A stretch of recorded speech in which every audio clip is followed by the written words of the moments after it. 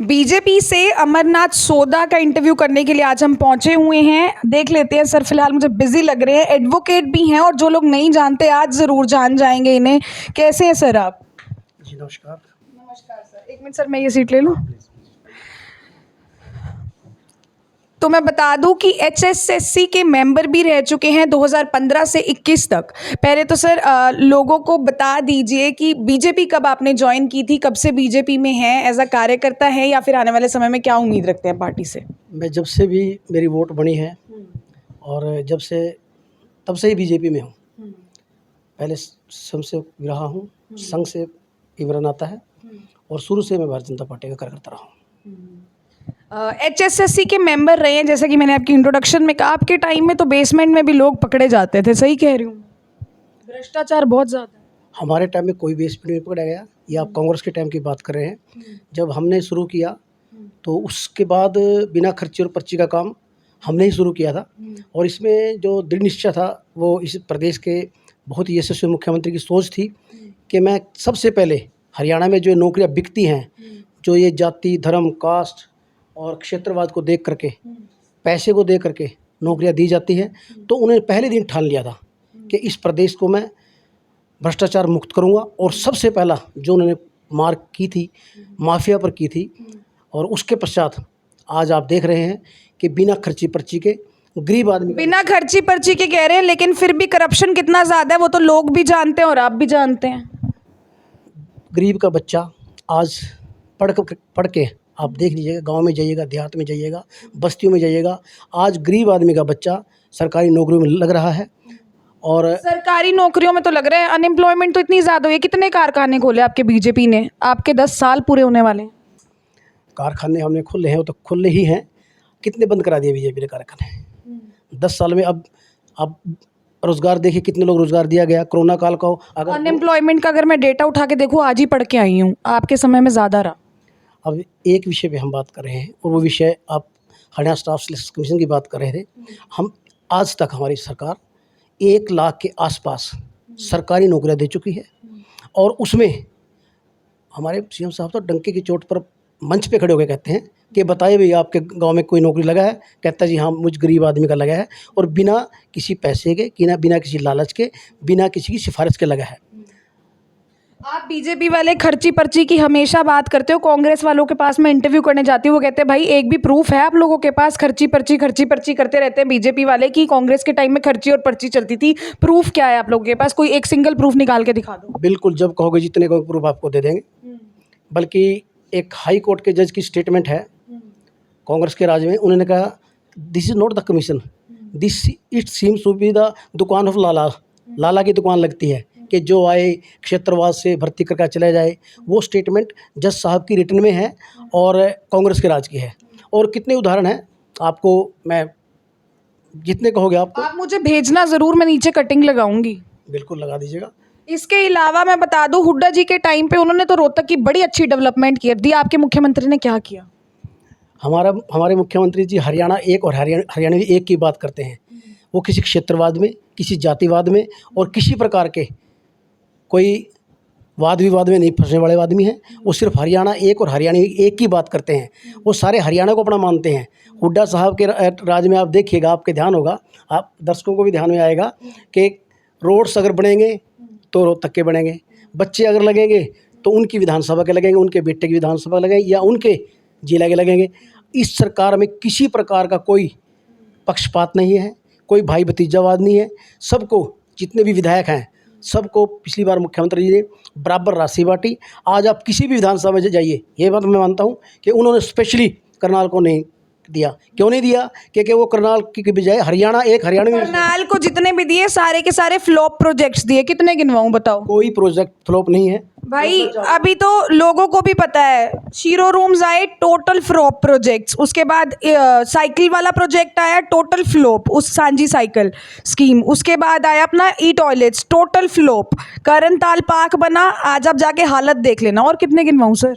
देखिए, जितनी आप साइकिल्स की बात कर रहे हैं, करनताल की बात कर रहे हैं, गवर्नमेंट ने अच्छे से एक मेंटेन किया है। कुछ हमारी नागरिकों की जिम्मेवारी बनती है उसको थोड़ा मेंटेन। मेंटेन किया है, मेंटेन किया, मेंटेन ही तो नहीं किया सर। ताले लगे हुए हैं शीरो रूम्स पे, ई टॉयलेट्स बंद हुए हैं। हाल अगर कोई भी नेता जाके ई टॉयलेट के सामने भी खड़ा हो जाए ना, जो कहोगे वो करूंगी। आप कल्पना चावला आप गए हैं कभी?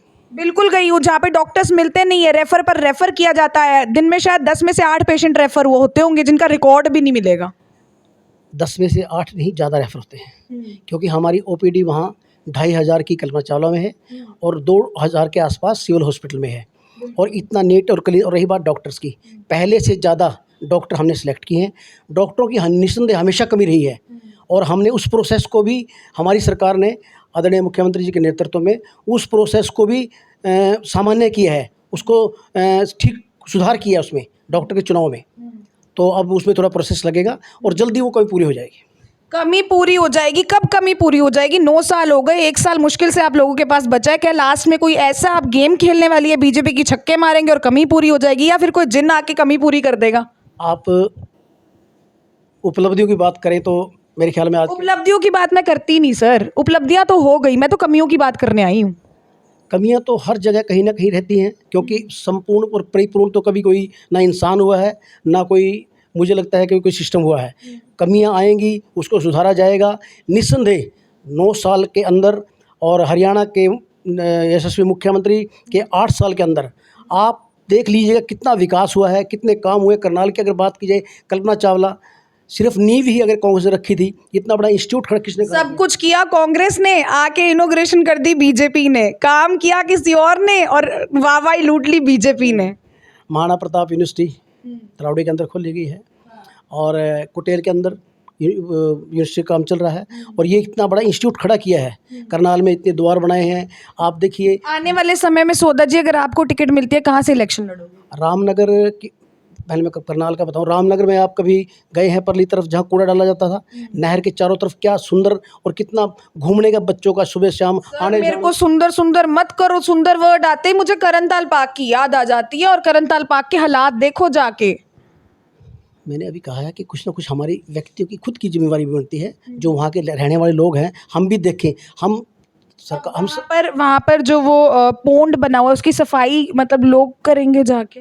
रेगुलर सफाई होती है, बिल्कुल भी नहीं होती है। जहाँ कमी है उसको भी देखा जाएगा, कर दिया जाएगा। लेकिन जो लोग वहाँ बैठते हैं, होते हैं, उनकी भी कोई जिम्मेवारी बनती है जी। तो अब टिकट की हम बात कर रहे थे, आने वाले समय में कहाँ से चुनाव लड़ सकते हैं?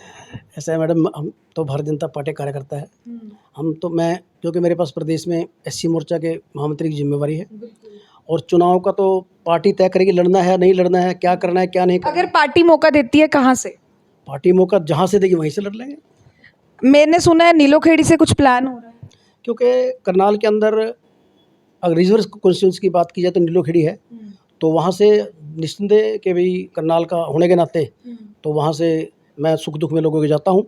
और अगर पार्टी का नेतृत्व आदरणीय मुख्यमंत्री जी और अगर हमारे साथी नेतागण चाहेंगे तो बिल्कुल वहाँ से चलो। रिजर्व सीट की बात कर रहे हैं भाई सोदा जी, नीलोखेड़ी से रिजर्व सीट की अगर हम बात करें, नीलोखेड़ी से कॉम्पिटिटर किस किस को मानते हैं आप अपना वहाँ से?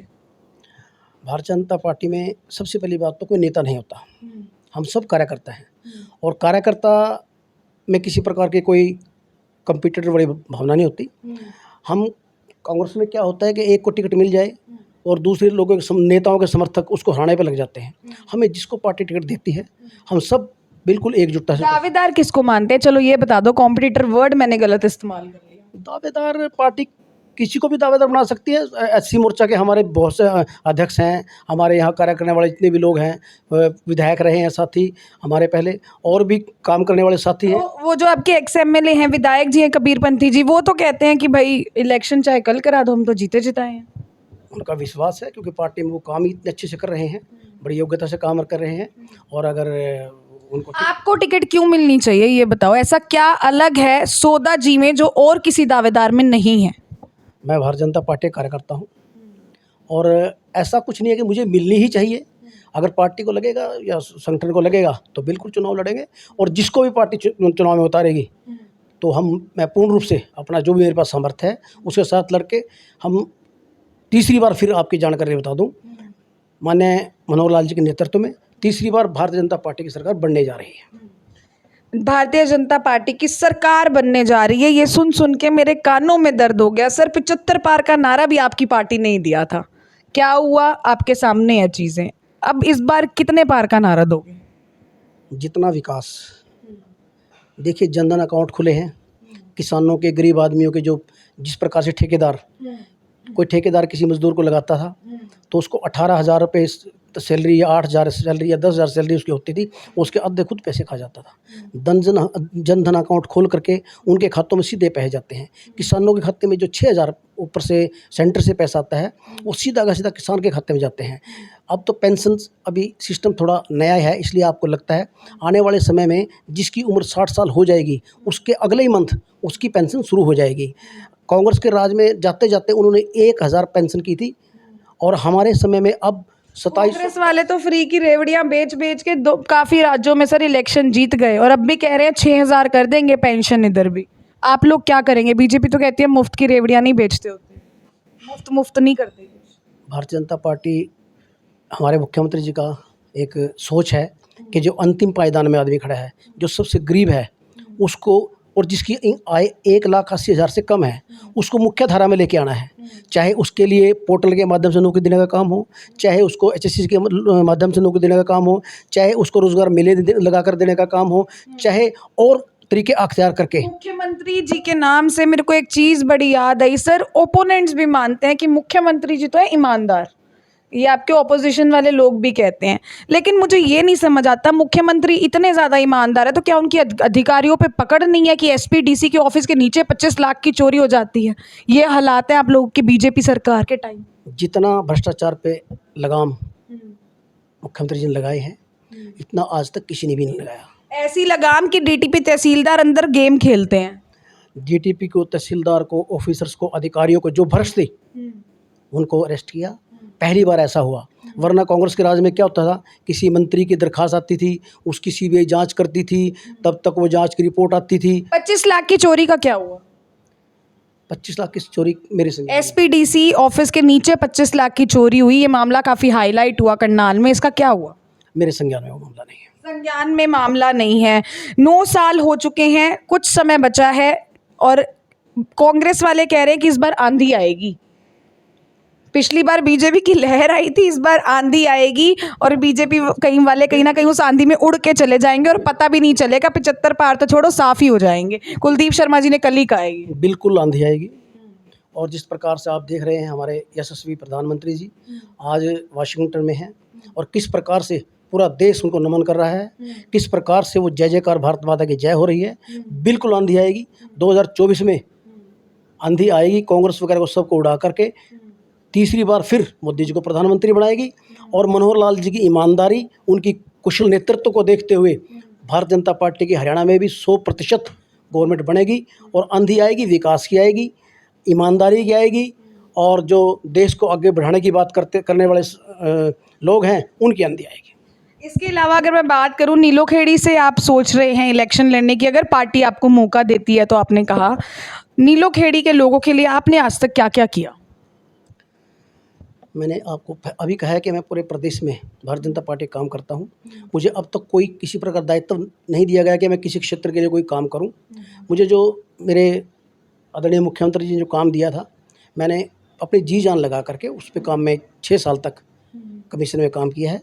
और जो पार्टी मुझे जिस भी नीलोखेड़ी में लगाए, किसी काम में लगाए, कोई संतरी का काम दे, मंत्री का काम दे, जो मुझे काम देगी मैं उसको काम को पूरी दिल से करूँगा। दिल से करेंगे काम को। मुझे बताओ, बीजेपी पार्टी क्या असमर्थ है क्या? कल्पना चावला इतने 550 करोड़ की लागत लगा के एक सफ़ेद हाथी खड़ा कर दिया, अंदर डॉक्टर्स वहाँ पर होते नहीं है। मैंने पहले भी कहा कि रेफर पर रेफर होते हैं पेशेंट्स। इतनी बड़ी बड़ी बिल्डिंग्स बना दी, उसमें फैसिलिटीज़ पूरी दे दी, इतने बड़े बड़े प्रोजेक्ट्स आते हैं, इतने इतने लाखों करोड़ों रुपए के बिल पास हो जाते हैं, लेकिन फिर भी जनता इतनी असंतुष्ट क्यों है? आज भी अगर मैं सिविल हॉस्पिटल का सर्वे करने चली जाऊँ ना, तो वहाँ पे सब के सब रोते हुए मेरे को बाहर मिलेंगे, कल्पना चावला के भी और सिविल हॉस्पिटल के बाहर भी। क्या कारण है? आप सिविल हॉस्पिटल की लैब में जाना और वहाँ पे कितनी साफ। सर मैंने परसों ही सिविल हॉस्पिटल करने, तो मैं चुनावी सर्वे गई थी, वहाँ पे प्रेग्नेंट लेडीज रो रही थी कि यहाँ डॉक्टर है नहीं, मैडम फ़ोन पे लगी हुई है। देखिए, ऐसे पता नहीं आपके विषय में कहाँ से आपके सामने लोग आ जाते हैं। बिल्कुल इसमें कोई शक नहीं है। पूरा उत्तर प्रदेश, पश्चिमी उत्तर प्रदेश, पूरा हरियाणा, आसपास के क्षेत्रों के लोग भी आकर के यहाँ पर उसका लाभ उठा रहे हैं। और आप उत्तर प्रदेश पूरा पश्चिमी उत्तर प्रदेश के लोग आकर के आप जाके देखिए ना, वहाँ पर 1 घंटा खड़े होइए आप, 2500 डेली, कम से कम 2500 और 3000 के बीच में ओपीडी होती है।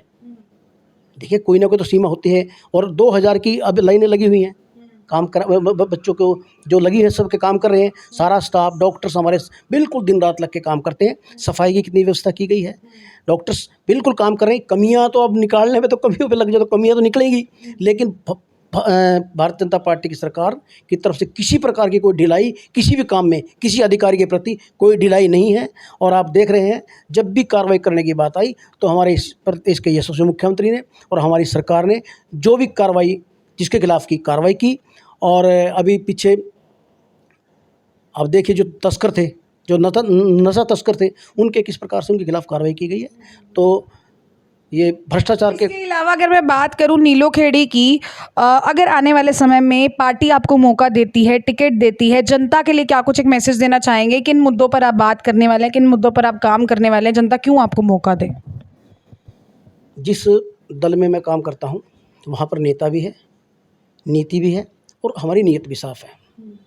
पिछले 10 सालों से चाहे हमारे वहाँ विधायक रहे हों भगवान दास जी, और चाहे अब दूसरी बार में हमारे आज़ाद जो हमें हमारी पार्टी को समर्थन दे रहे हैं धर्मपाल जी रहे हों, विकास में कोई कमी नहीं है। सड़कें के बीच में कुछ बनने का मुद्दा है, वो जल्दी ही महीने। धर्मपाल जी तो खुद बढ़िया बढ़िया पोल खोल देते हैं आपकी सरकार में बैठे अधिकारियों की और लोगों की। अब वो किस विषय को लेकर पोल खोलते हैं, ये तो उनके पास कहाँ से कोई ऐसे जानकारी है तो वो तो मैं नहीं कह सकता। लेकिन काम के मामले में ठीक है, कई कमियां हैं, कई उसमें प्रॉब्लम्स हैं, वो जल्दी दूर हो जाएंगी और सारा काम ठीक हो जाएगा। ओल्ड पेंशन स्कीम की अगर मैं बात करूं, कांग्रेस के समय पे 2004 में जो है इसको बंद कर दिया गया था, और उसके बाद आज मैंने सुबह अखबार पढ़ी, ट्रिब्यून में आया हुआ था कि अप्रॉक्सीमेटली 45% जो है सैलरीज का दोबारा से जो है लागू कर सकती है सरकार। कहाँ से लेकर आएंगे? कांग्रेस ने ही बंद किया था और अब हा हुल्ला कांग्रेस वाले ही बना रहे हैं। फिर भी हमारे जो देश के प्रधानमंत्री हैं उन्होंने कमेटी बनाई हुई है। अब इसमें उसकी रिपोर्ट क्या आती है उसके पश्चात वो निर्णय लिया जाएगा। लेके कहाँ से आएंगे अगर दोबारा से लागू की जाती है? क्योंकि आलूवालिया जी ने कहा था जिसने ये ओल्ड पेंशन, जिस राज्य में ओल्ड पेंशन स्कीम लागू हुई ना, उसका दिवालिया हो जाएगा। कमेटी इसलिए बनाई जाती है कि एक योजना बनाई जाएगी, किस प्रकार से लागू किया जाए, कितनी लागू किया जाए, कितना देने से देश की जनता को भी नुकसान ना हो और जो इसमें जिनको लाभ मिलना है उनको भी लाभ मिले। नीलोखेड़ी से अगर मैं बात करूं और दावेदारों की, और क्या लगता है कौन कौन से फेसेस हैं? दोबारा इसी पे आ गए। सीधे सीधे तो बीजेपी वाले आपको भी पता है जवाब देते नहीं है, उगलवाना पड़ता है इनसे। हमारे यहाँ कार्यकर्ताओं की कमी नहीं है। कार्यकर्ता पूरे करनाल में, क्योंकि करनाल की सीट है, बहुत कार्यकर्ता हैं। आपको पता भी है, लगभग आप तो लोकली करते रहते हैं। नेताओं की कमी नहीं है। जो पार्टी को, जो संगठन को बेस्ट लगेगा। सर पार्टी संगठन को तो क्या बेस्ट लगेगा वो आने वाला समय बताएगा। आपको क्या बेस्ट लगता है मैं वो पूछ रही हूँ, फिलहाल आपकी निजी राय।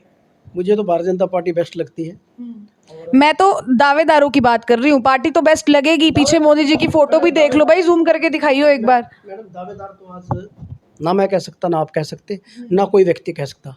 दावेदार समय पे क्या समीकरण पार्टी बनाती है, हमारी इलेक्शन की कमेटी होती है। मतलब मौके पे चौका मारोगे? मौके पे पार्टी को जो लगेगा वो बेस्ट रहेगा।